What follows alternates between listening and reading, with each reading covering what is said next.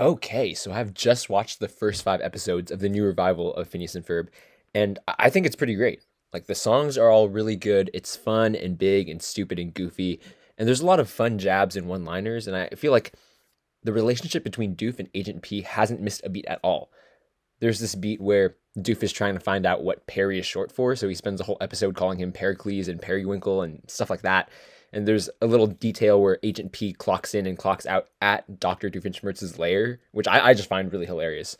And one of my favorite episodes revolves around Doof and Candace going to the same therapist, and then the therapist realizes that maybe their problems are intertwined and connected. And there's just a lot of different clever ideas and narratives and jokes that they put together that makes it feel like Phineas and Ferb never left. We're back, but it's also pretty different at the same time. I think they do some really interesting new things. Everyone knows what a Phineas and Ferb episode is like, right? Phineas and Ferb make a cool invention, Candace tries to bust them, Doofenshmirtz has an innator, and then Perry tries to stop him, and then the fallout of all of that magically takes away the invention before Candace can show Mom, right? The show is so well known and so well defined, and because of that, they can flip the structure and subvert expectations, but still keep that classic charm and goofiness from the original show. Like in the first episode, instead of one of Doof's innators making the invention disappear, they make Mom disappear. And then so the episode turns and shifts, and now they need to use their inventions that they just made to bring Mom back.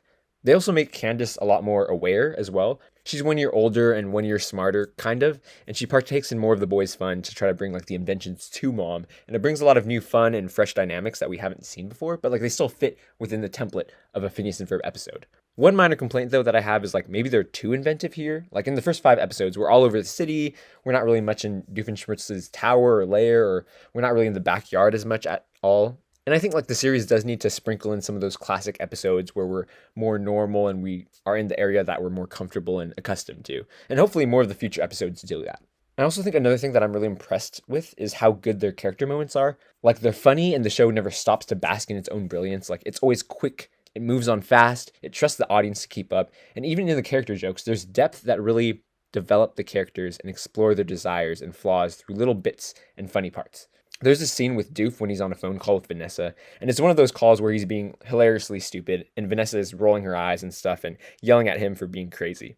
And in the middle of this call, Doof realizes that there are some kids nearby overhearing it and listening to him.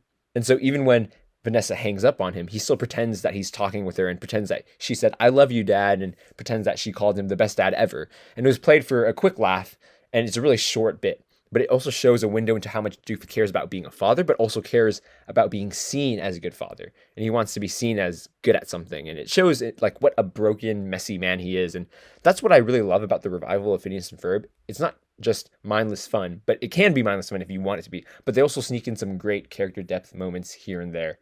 Like a few days ago, I wasn't super excited about the new revival or anything, and I just like watched one episode kind of flippantly. But then once I watched that first episode, like I was hooked and I kept going. And overall, really love the direction of the new season so far. It's been super fun.